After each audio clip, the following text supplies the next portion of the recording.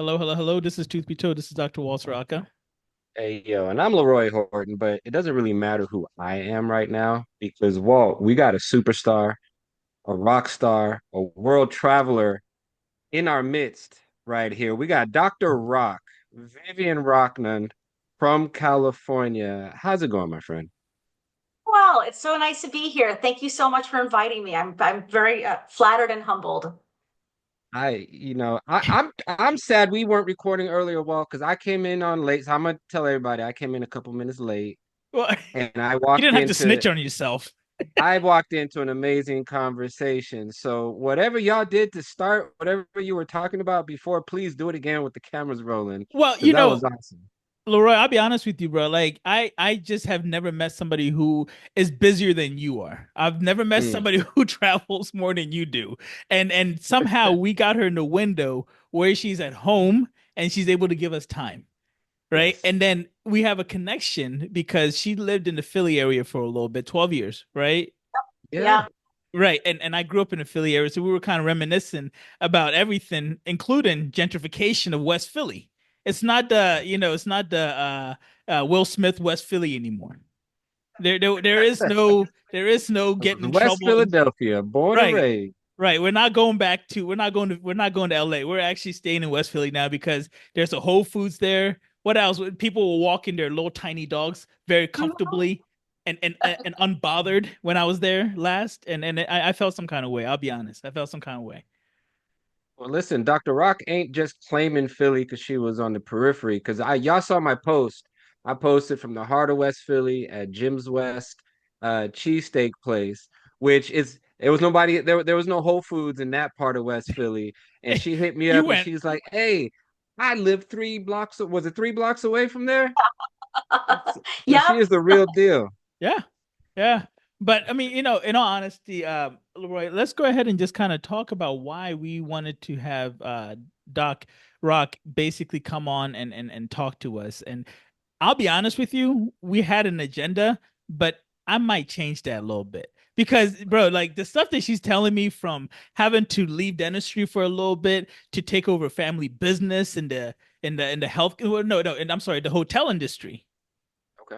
correct? Like, Yeah. I mean, and then comes back to dentistry, and now she's basically helping startups, and she's over here teaching Temple, and bro, my head is spinning right now.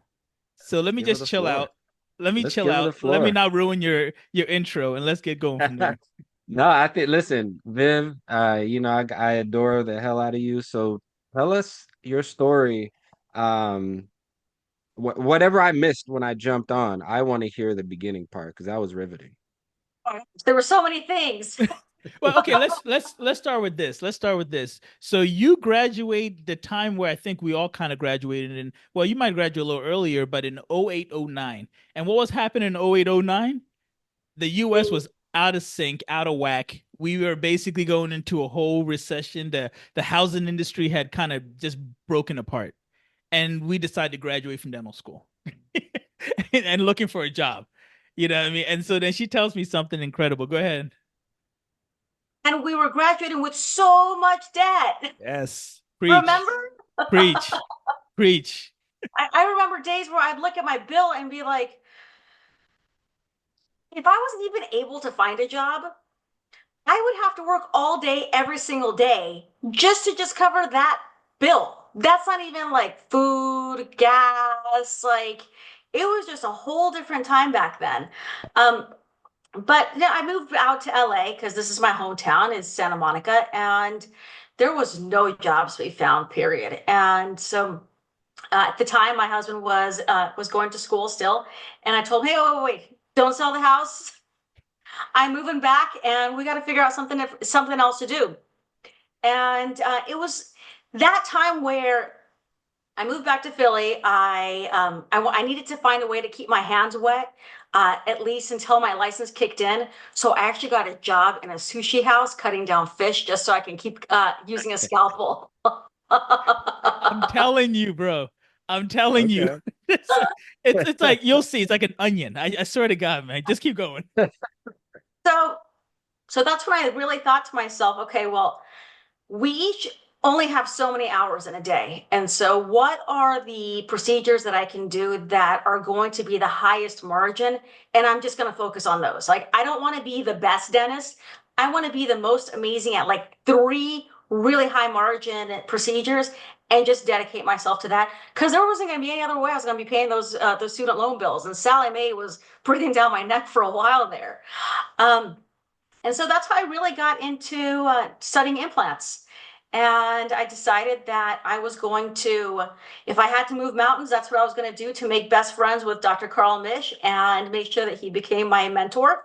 And for the last 5 years of his life, I was to a large degree his right hand in helping him with content creation, being like with publications, with putting together presentations, and also he taught me quite a bit on presenting and being able to keep an audience's attention. And so it was an honor and privilege to spend those last years of his life with him and be able to be so close and be his devoted student. So Um, so can I just say real quick, if sure. if Brennemark is the father of implant dentistry, I'm gonna say Carl Mish is the father of the U.S. version of implant dentistry. And tell me if I'm wrong. Say that he was the cool dad that we all wish we He have was a of his cool uncle. We'll call him the uncle. We'll call him the uncle. The one uncle that like yeah, every time he came around, he slipped you a 20. or for him a Hondo. Right. Yeah, Right. No, I mean the reason why we bring, I mean, I mean, Carl Mish wrote, I feel like wrote the best book in implant dentistry, the easiest book for everybody to follow, yeah, the book that made implant dentistry accessible to everyone. exactly. And he was like, I mean, honestly, I got a chance to meet him as well. He was an incredibly generous, like, I mean, just a person, right? And so if I always tell everybody, and I know Horton does too, when he lectures to all these people, he says, if you don't read Carl Mish's book, truthfully, like, don't talk to me about implant dentistry. Like, if you don't know the basics, why, Yeah, why are we even talking about implant dentistry? Tell me if I'm wrong. It's the required reading. Like, it's don't true. think you're gonna learn stuff from my lecture. Come prepared, and that is hands down one of the best textbooks, especially for your general dentist to pick up from A to Z and have a solid foundation. So now you was working with him for 5 years. Were you also what percentage of that time was working and what percent was absorbing and learning? Gosh, with him, I don't think it was possible to even sit down for a cup of coffee and not absorb and learn. I mean, the kinds of things I learned from him, like for example, I remember one day sitting with him and I'd always drink a green juice and he'd always roll his eyes and drink a regular coffee. And and I said to him, I really wish that at some point I can kind of fast track myself to get to a point where procedures don't make me nervous anymore and that it becomes almost boring to me and there's a level of cool or calm. And he said to me, he used to call me V. He said, V, that right there, that one goal shows how wet you still are behind the ears. Hmm. Because the moment this becomes boring, the moment the butterflies go away, is the moment you become dangerous to your patients. Hold on. Stop. I need you to repeat that, please. I need you to repeat that because you just said so much in literally one sentence. I need you to repeat that because, okay, young dentists, listen to exactly what she just said, please. V, He had please. said, the moment that this becomes boring, the moment that the butterflies go away is the exact moment that you become a danger to your patients. Okay. I mean, Orton, Well, come well, on. well, well let's dive into this Yes. because I can't disagree with that.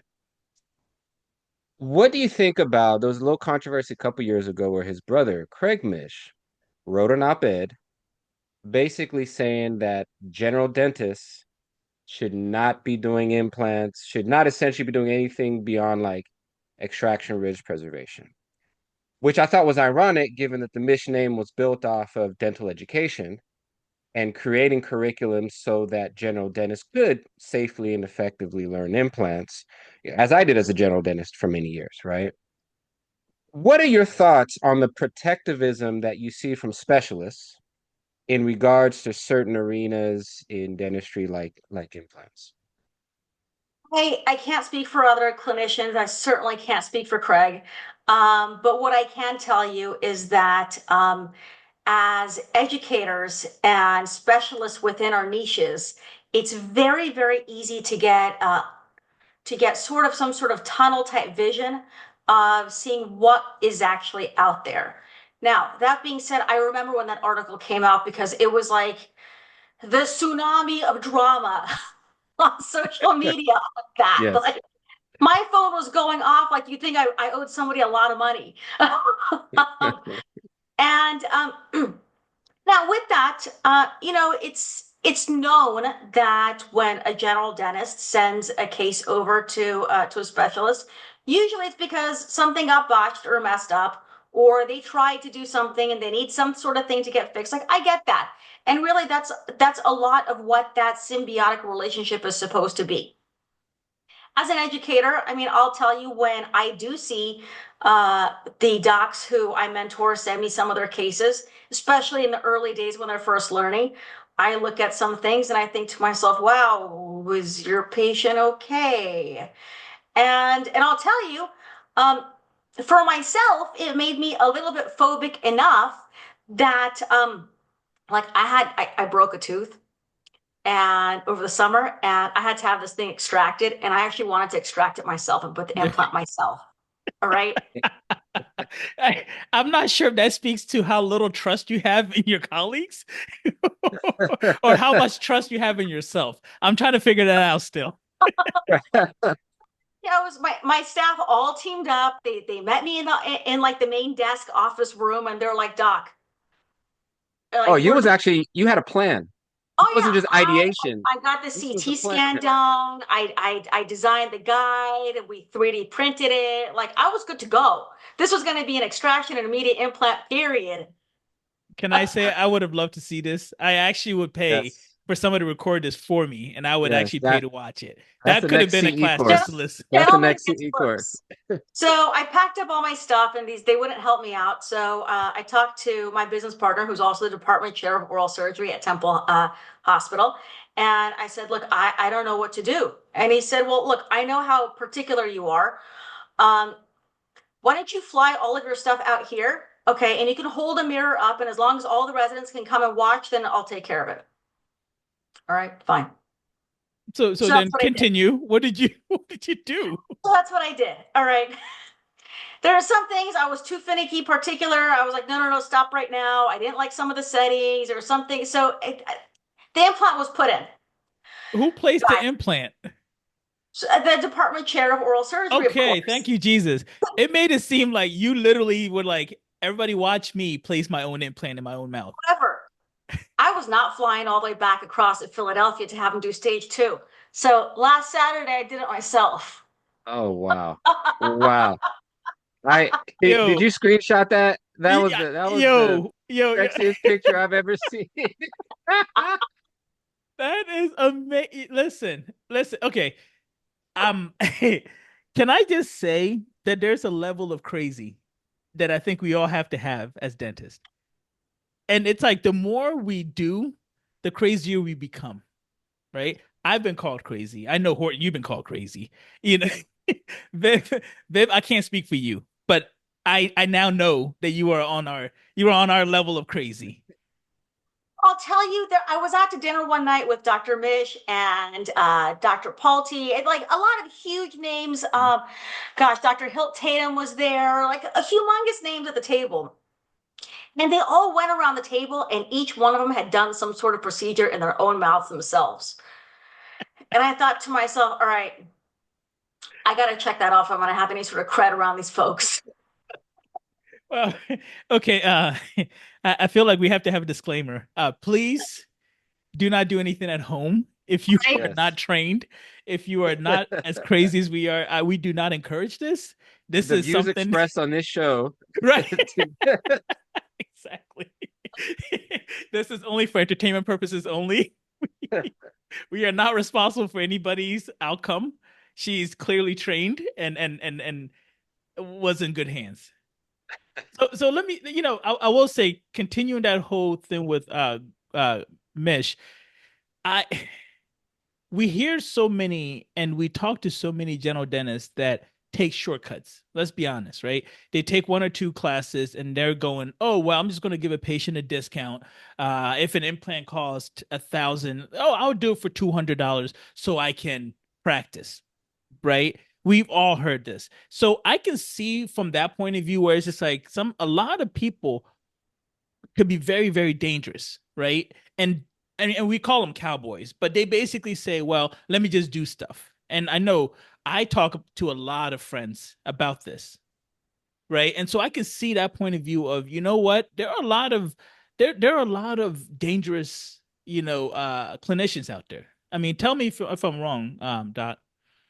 Absolutely. I mean, I'm working on a case right now where the clinician took, I think he went like 1 or 2 weekend courses and that was it. And I have a laser. I have actually a couple different kinds of lasers, but I have a Perilace MVP laser. And I have a patient who had gone to have an implant placed and total paresthesia. The implant went right into the inferior alveolar nerve. She can't feel anything. She can't feel kissing her husband, kissing her kid. Her life's been a nightmare. And she comes in and I do a laser treatment. And after the first treatment, I mean, we got about 30% more feeling back. Or it's like it went from absolutely numb, totally dead to 30% of the area now at least like has a reaction to sharp, which is a something. But I think to myself, and she says it every single time she comes in of, I had no idea. I thought everybody who placed implants got the same kind of education. I had no clue. And I thought that whatever was on the consent were all figures of speech. Because I mean, look, oftentimes that is kind of like you have to put in a whole bunch of random stuff that the likelihood of that happening is like I've yet to see it, and I did the math actually in January, about close to 59,000 teeth. A lot of these things, okay, the likelihood of that, 1/4% maybe. But that's not the case with every single thing, and particularly with implants, when now, especially with all the technology we have, there's no secrets. There's none. Yeah, with CT scans, with the use of different kinds of software, I mean, there's nothing short of just negligence. And what also scares me is folks who then think that they can then lean on their labs making the implant guide, and that the lab tech knows all the anatomy, and the lab tech knows all your patients' health history and their medications they're taking. Like, what the heck? You Oh, know, you're gonna trigger me. Yeah, that yeah, bro, last bro, part, bro, especially, you're gonna trigger me. bro. Listen, that has been my pet Oh peeve. my God. Is the doctors that let the labs plan everything and they just get sent a couple screenshots via email, they approve it, now they're placing the implant. Let me ask you this, because Walt, you may not have known Leroy, this. Yeah. real quick, brother. I know you want to ask them very important. I can I just say that she says our anger in such a better way than we normally do. Like you and I go off on people. we're we've been called haters and so forth, but you said it Yes. very eloquently. But there is a lot of just craziness that's happened in dentistry, and the technology is incredible. But I feel like no matter what the technology looks like, there's still a lot of laziness, Oh yeah. right? And just like with Invisalign, where they basically the doctors say, "Oh, I do Invisalign," and they send it over to Peru, and the lab tech designs everything, and then you act like you did something.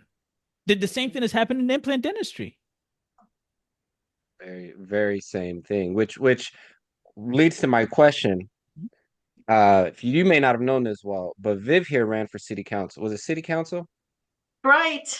And came within like 0.5% to 1%, right? But It was given pretty that, close. yeah, given that she had political aspirations, Oregon just passed a rule like 2 years ago saying that if you're a general dentist that wants to do implants, you have to have logged at least 80 hours of continuing education specific to implants. Are you in favor? Because I know a lot of dentists tend to lean a little conservative and are anti-regulation. Are you in favor of those type of regulations that regulate the amount of training procedural doctors like dentists do prior to engaging in more advanced procedures? I think that's totally reasonable. I mean, I frankly, I feel like, in my opinion, I don't think 80 hours is really even enough.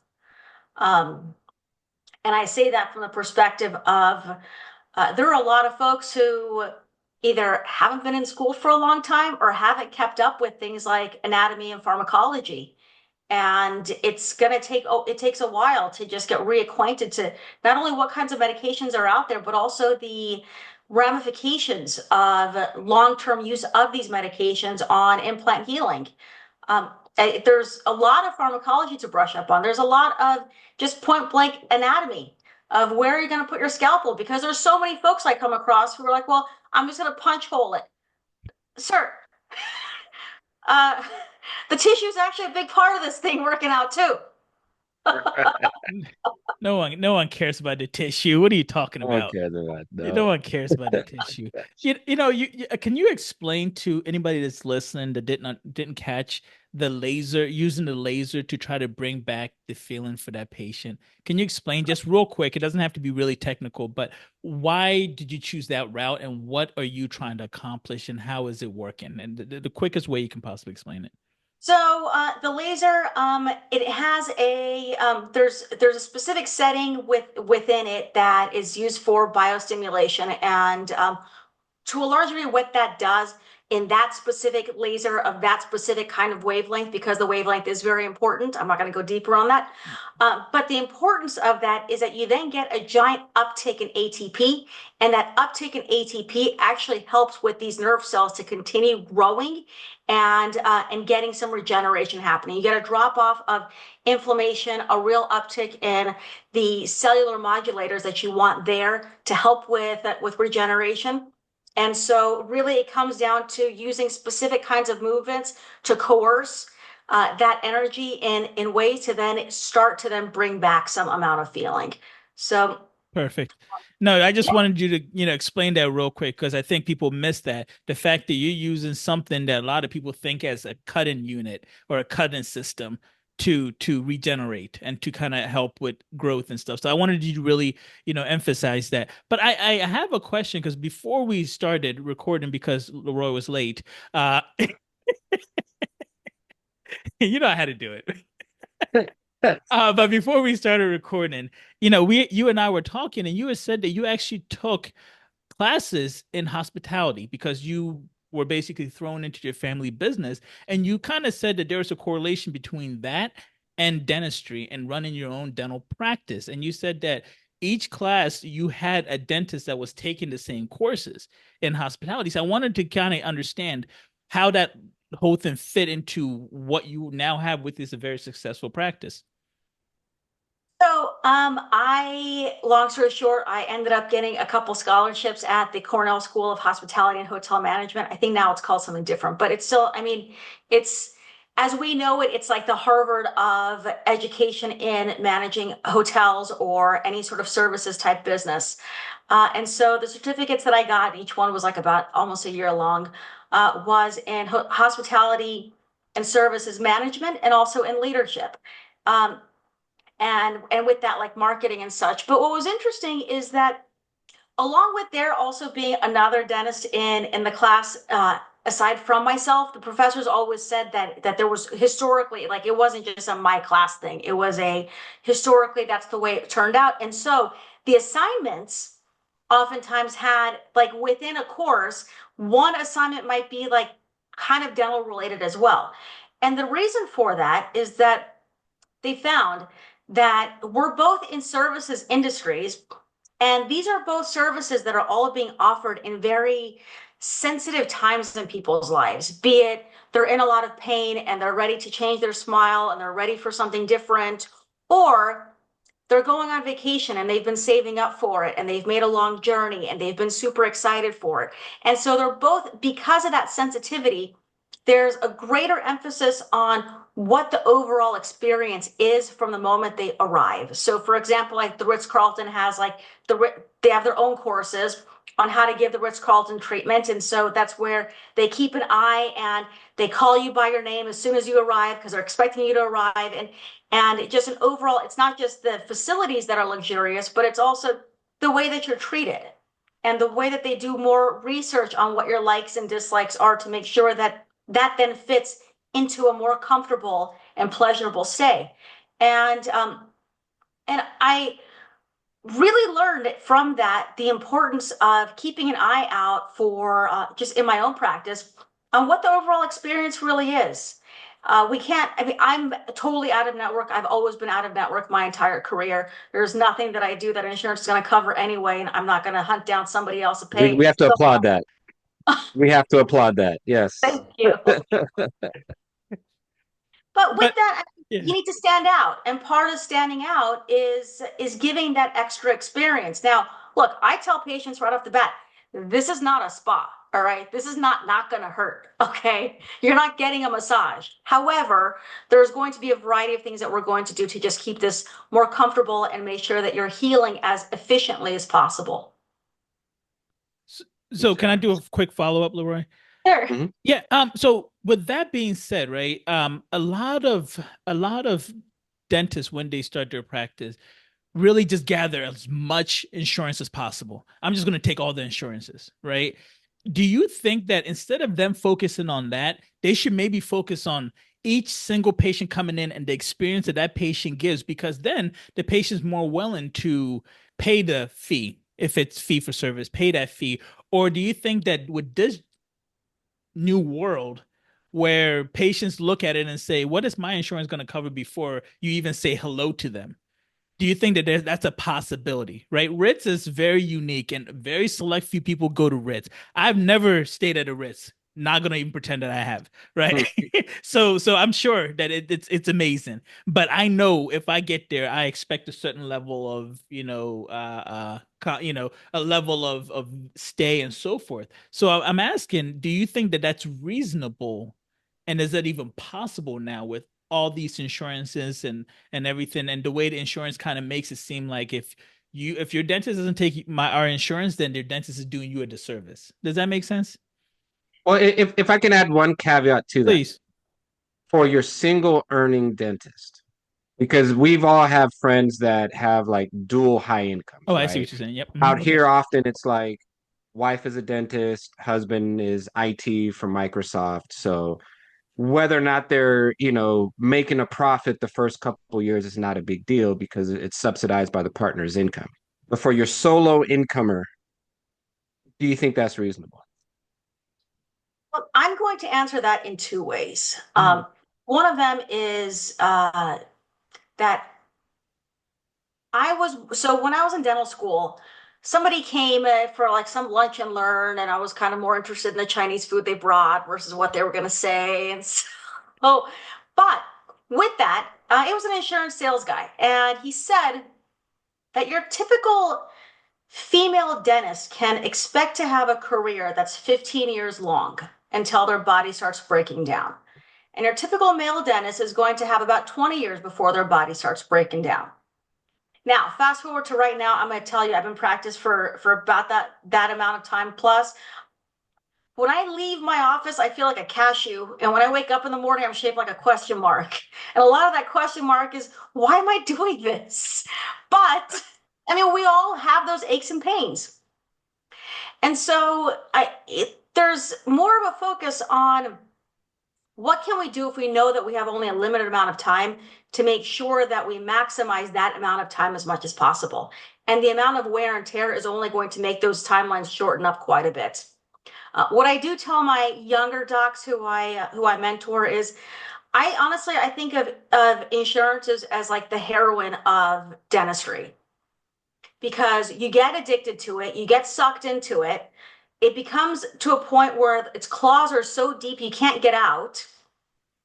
And with the increasing cost of living, the increasing cost of labor, the increasing cost of all of our materials across the board, and based on our new administration, who knows how that's going to affect even the prices of composite and other things.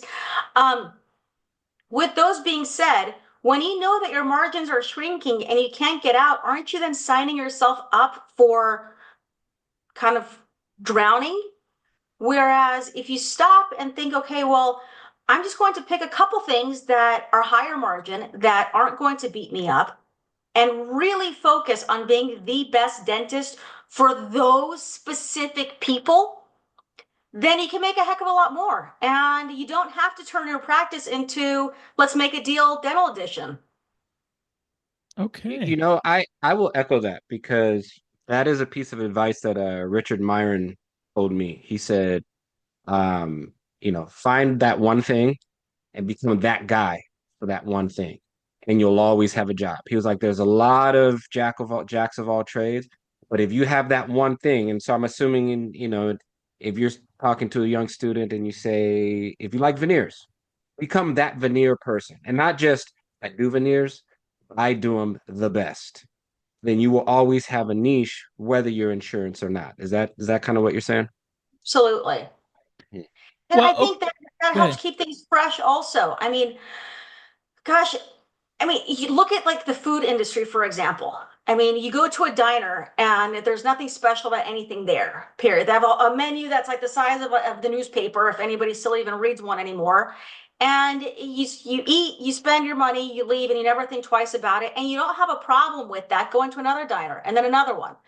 Whereas you find that place, and I'm going to say it Philly wise, that has the best cheesesteak, it doesn't matter how far away you are in town, you're going to go there and just there. And you're also going to have in the back of your mind, if I got to go to a different place, I'm not going to let myself like it because this is not going to be a usual thing for me. All right. Okay, well, let- Dentistry. no, that's true. But let me just let's play devil's advocate real quick. If you are in, and we'll use Philly again because for some reason we all love Philly and we're champions in football. So I feel like home of the Finally. champs. I mean, we did that, You will shut your 10, mouth. 15 years You ago. will shut your 10, mouth, 15 sir. years ago, we was already there, You but you go will ahead. shut your Go ahead. mouth, sir. But Went forgive left us. on that comment. We're usually more professional than this. Just don't go back and watch any of our other episodes. You'll believe. But let me just say, play devil's advocate. So you set up your practice in Philly, right? And you have other, like, within maybe 2 mile radius, you have like 15 other dentists. Is that realistic to say, well, I'm going to not accept insurance? I'm going to, like you said, be the best that you can at that one specific skill. If it's implants, we'll use implants, for example. Is that realistic when you have so much competition? I can see if you're in the rural area, you are the only dentist, patients have no other options. But if they have 15 other dentists within a 2 mile radius, is that realistic? And I kind of want you to speak on that. So I'm going to take your question and apply a lot of steroids to it. Uh-oh. Okay. Okay. Um, my practice is in the shopping district of Beverly Hills. Okay. Okay. If you look on Google or wherever, Beverly Hills has about 35,000 residents. Okay. Of those residents, there are 3,600 dentists. There's actually less valet parkers than there are dentists. Right. All right. So when you actually really do the math, the proportion, the ratio of residents to dentists available is 9.7 residents per dentist. Now, the national average is about a little bit over 1,600 as of, I want to say 2023. Okay. So you've got to stand out. I mean, competition's all over the place and then some. It's kind of like the Olympics of having to stand out, or you're not going to be able to make ends meet, period. Because, I mean, let's say you even get the customary 9.7 patients, that's not going to pay your rent or your electric bill. Um, Very so, true. so with that, the importance of particularly standing out is then that much more. I'm not going to say important, but that's the sink or swim is standing out because you really there's no counting on insurance because oh by the way nobody else in the region in the area takes insurance either. So you got to find some sort of way to do that. Um, Now I'll tell you I did I I had a patient gosh a few years ago who had an awful sob story and I said look. I'm going to bill to your insurance, and whatever your insurance pays, what we're going to accept. Do you know they paid me $2.75 per extraction? $2.75. So was this like 20 years ago? Because that's really like $10 now. It was 2023.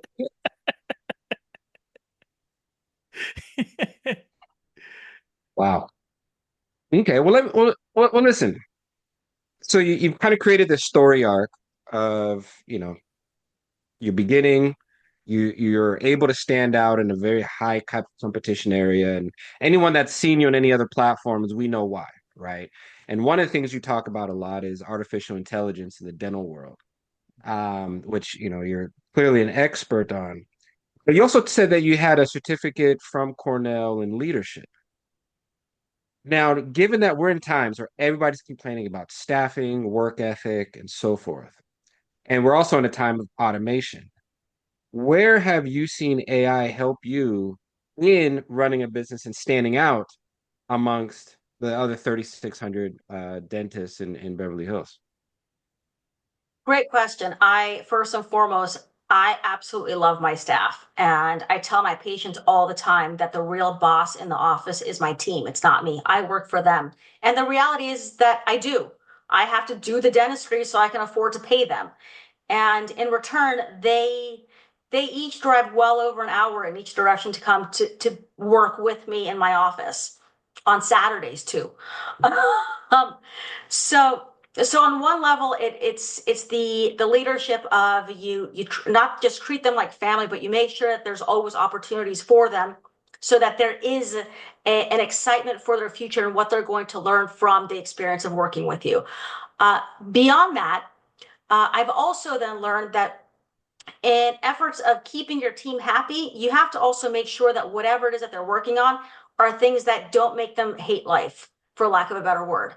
And so those are the pain points that I then actively look to AI on. How can I then manage these things differently so that they're doing less of the stuff that they hate and more of the stuff that they enjoy. And I um, I love the use of AI, but for right now, still there's a lot that still needs to be worked on, built out for it to really be seamless across the board. It's still in an area where AI, just in terms of content generation, content like changing things around within it, it still skews at different times. And so I've been having a great time just being able to beta experiment with all these tools. But we're not quite at a point where I can just say, okay, I'm just going to hand this off to my robot here, and you guys go enjoy lunch. How far are we though? Because I tell you this much. I hate calling any company that has an automated call service, right? Because you hear this automated voice who, although they can talk like they're empathetic and they have different intonations to sound realistic, it's like you're on the phone like representative, Yeah. representative, right? But we're also in an era where you could do robot assisted implant surgery. You can do your XNav. Um, are you in fear of AI taking over our jobs as clinicians, as diagnosticians, and then as procedural doctors? I think so. There was a study done with the general public on what kinds of procedures would people be okay with a robot doing. And it seems the winners are basically cleanings and whitenings. Okay, cool. Like, I don't think a lot of us love doing those anyway, so that's fine. Robot, you can have that. um, but I think beyond that, procedurally, I think just for virtue of patients just getting scared of the whole idea of it, we still have that going for us. But the use of AI, particularly as for diagnostics, I think is a fantastic tool in the sense, in a couple of ways. One of them is it takes us as dentists away from having to be sales reppy. The number of times where patients will say, I think you're just diagnosing these things because you have a mortgage payment or you want to buy a purse or whatever totally disrespectful, awful thing that doesn't take into consideration the amount of education and horrible things we had to do to get to this point to be able to have the ability to even make an appropriate diagnosis is one aspect of it. Another portion of it that I think is also very useful, which I think it's just the way that the times have just put us, is that a lot of these younger docs coming out of school spent so much time reading because of COVID and not being able to come in and see patients, that the kind of diagnostics that I've been noticing that they're trending towards are things that sort of skew more to what they read about and not really what they see in a typical general population around them. And so I think for that, it's going to help a lot with just getting them better calibrated to what's actually something that that we see in our typical populations. Now, as of right now, the way that AI is diagnosing can to some degree also be a little bit biased in some ways. And so I know there's work on changing around those biases, but the reality is it's there. So for now, it's a tool. I don't think that for now, at least, it's going to replace us, but I think it's a fantastic way of starting a conversation of, hey, you have these other things going on in your mouth, you have these other issues, and let's look. I'm not the one who's seeing this; even the robot's seeing this, for crying out loud. Let's start discussing this. So, I have a follow up on this, and one, I have two parts, but the first part, you said that you're basically consultant for a lot of the startups that are looking at using AI in dentistry. Can you kind of expand on that for a little bit? So I can't get too far into details No, of no, some of no, them. no I have details. time. Just I mean, basically how you got into that and what you're seeing when it comes to these companies that are trying to come into the dental field to basically guide us using AI. so something that I've seen that even for myself made me be like, do we really want this information? Has been the the data that's then pulled from wearables and where that data goes. So for example, there's products where it's going to pay attention to how often you brush, what your bad habits are, how often you're flossing. And dental insurances want to know that information before they either cover you or not cover you or whatever else, or they're going to change their fees based on these kinds of behaviors. Like, at what point do we have any kind of privacy? And so that kind of stuff makes me feel a little kind of skittish on what's out there. Look, there's no stopping it. One way or another, this is going to be a part of our future very soon. But that aspect of like that information being number one recorded, number two then graded based on categories of like how high risk we are of losing a tooth, having decay, whatever else, and then it then gets getting sent over to an insurance carrier is uh, So uh, that's exactly kind of what I wanted to go with this too. I don't know if you guys remember, like I want to say a few years ago, I want to say it was a GM or one of the automakers basically got sued because people found out that all that information that they collect was being sold to insurance companies, right? And so how you drove, if you were speeding, if you brake hard or whatever, was affecting your insurance premium, right? And so the question now is, one, insurance tries to find different ways to not even accept dental, what dentists want us to, what dentists want to do and so forth. So now you're basically going to provide insurance more information to either deny you or to not pay you outright, right? Or increase your premium. So how is this beneficial for patients and how is it beneficial or not beneficial for dentists? for patients, there's the aspect of, I mean, we all know that whatever's going on in the mouth is the canary in the coal mine for the rest of the body. And I think that in that sense, we're going to have to merge more with our physician friends across the aisle and work together instead of totally separately and pretending like the mouth is a whole separate part of the body. I think with that, there's going to be some crossover of periodontal disease and heart disease and Alzheimer's uh, and pulmonary issues. I mean, those are I think things that are going to help with overall patient wellness.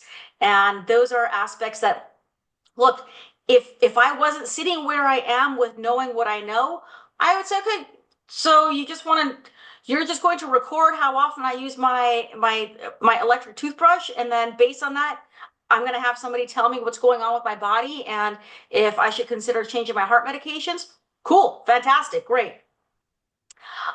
Um, as a dentist, from the other side of it, particularly seeing now, given I'm out of network across the board, but knowing that I also see that there are patients out there who want to have treatment done, who are begging for some sort of treatment, who are clearly in a lot of pain and are clearly totally unhealthy because they're drinking pus all day because of the condition of their mouth. And those people then having their premiums then increased quite a bit because of the fact that they truly do treat their mouths terribly. Like, where's the humanity in that?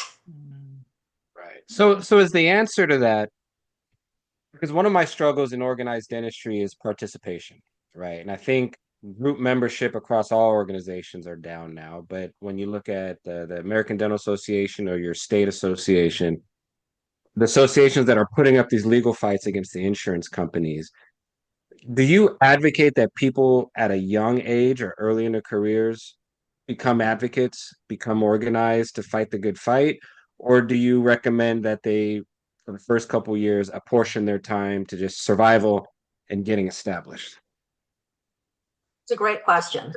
And I think a big part of that is where people stand economically. I mean, at this point, with the costs of a dental school education and getting our degrees, I mean, I speak to a lot of pre-dental students, probably about a couple hundred each quarter.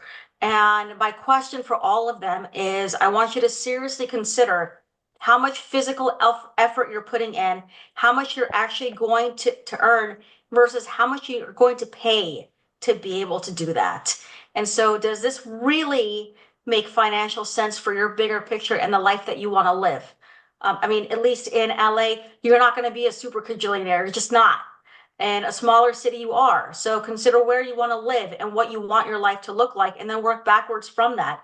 And so, with that, I think the bigger question is where each young person's priorities are in where they want to live and what kind of life they want to have to be able to answer that. I mean, look, there are some folks where they've got to accept insurance, they've got to accept everything because they're the only game in town, and I get that, and they've got to learn how to do everything because they're the only game in town. But uh, those towns are becoming fewer and farther between. I'm gonna ask my last question because I know you're busy, and Leroy was late. If we had to, if you had to give one advice to a young dentist, actually, no, if you had to give advice back to yourself in 2008, 2009, what would you do differently, and what would you do the same? That's a great question. So, what I would have done differently is I would have looked more closely at technologies that I thought back then were far away from my reach. Mm. And particularly for the perspective of the ability to stand out and the ability to then create more comprehensive treatment plans. Because really, at the end of the day, however your lifestyle is, really comes down to how well you're able to create a couple reasonable treatment plans that you know for sure are going to work out for your patient's best interest. So that would be one of them. What was your other question? The other Well, part? yeah, what would you do the same? You said you told us what you do differently. What would you do the same? So mean, learning implants, dedicating my life to my professional career to implants and specifically all the technologies that are coming up around it. I don't think I'd be where I am at this point in my life if I didn't have that. And frankly, it for myself, I love construction. I love real estate, and I was doing that stuff before I went to dental school, so I was older than my classmates. And so for me, it brought the big plans back together. It brought the carpentry back in. It brought in the fact that we're literally doing construction in the dark, upside down, underwater, and blood and everything else.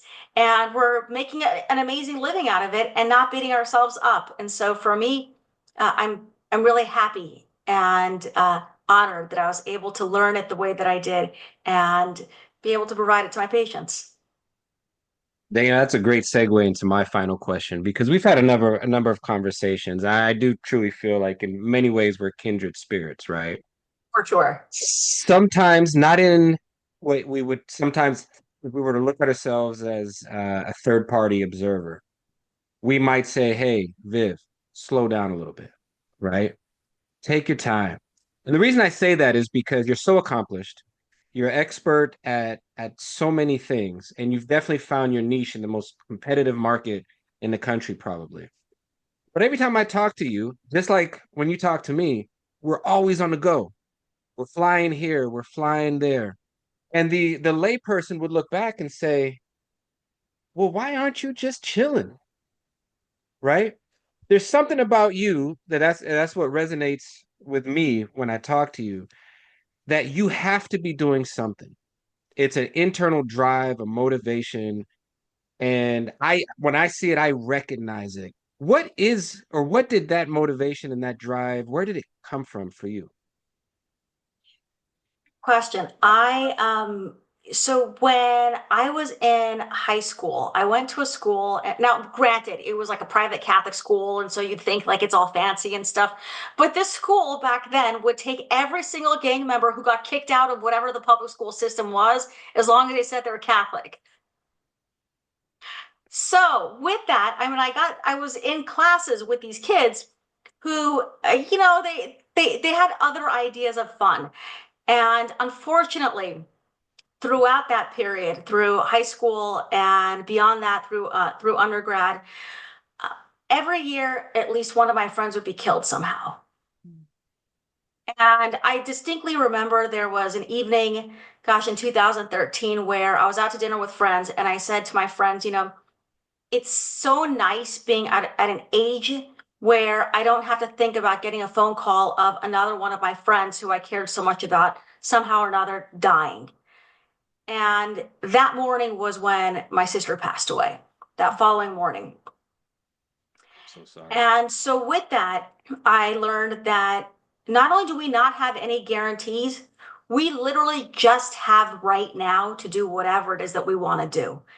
And I I gotta live for all of the friends I said goodbye to, and I specifically need to accomplish all the things that my sister wanted to. And with that, for me, that gives me rest. And for me, that gives me peace, knowing that at the end of the night or at the end of the day, when I'm staring at the ceiling and waiting for tomorrow to come, I know that I did everything I possibly could within my strength and power to hopefully make them proud. Wow. Listen, Viv, yet one more thing, sadly, that we can bond over, very similar experiences. But I just want to thank you for coming on the show. You're a wealth of knowledge and humor and insight. And I hope that we can get you back on to pick your brain some more. Like Walt said, you articulate what we say just much more eloquently. Yeah. Um, Yeah. And so, I again, thousand thank yous for giving us your time on this evening. And is there anything coming up or anywhere that you want people to reach you at? Social media handles, upcoming speaking events, or anything that we can help promote for you? No, I'm first off, I thank you so much. I'm humbled, and please consider me a tool, if anything, in any other kinds of projects you want to work on or any other episodes. I, I I thoroughly enjoyed you guys, and so this has been a whole lot of fun. For anybody out there who's looking for any sort of help, guidance, advice, any way that I can be helpful. I mean, at the end of the day, we're all in the same trenches together, and it behooves us all to help each other and pull each other up by the wrist as much as we can. So you're welcome to reach out to me. My handle is at the DocRok, TheDocRok. There's no C in there, the second part. But by all means, please don't be a stranger. Beyond that, I have a handful of speaking engagements, but I believe I'm speaking for you guys too at the National Dental Association meeting in Kansas City, baby. Kansas Yes, I City look in forward July. to seeing you Yes. guys. And beyond that, don't be a stranger, y'all. I mean, yes, I'm on the road, but I hope to see and make a lot of friends in each city that I visit, and I hope whoever's listening or watching will come out and at least maybe have a drink with me. Well, I'm richer for having spent this hour. Walt, you want to close this out, my man? I'm gonna say mic drop, and I can't do any better. So thank you. Appreciate you so much. And you have really just made this a lot of fun because it shows that dentists, we aren't just a monolith. We have different opportunities to do a lot of stuff. And people that complain and say, oh, I do the same thing every day, really just need to get their act together. So thank you for opening that up and showing that you can do whatever you want to do. And like you said, taking each day by the bullhorn and going with it is incredible. So thank you so much. Thank you. Thank you for listening to this episode of Tooth Be Told. The opinions on this episode are just that, our opinions. Please consult your dental professional before taking any action with your dental health. If you have any questions about anything you heard on this episode, please contact us at Real Dentist with an S. That's REAL Dentist with an S at gmail.com. We would be very happy to return any message that we receive because we love the communication that we have with our listeners.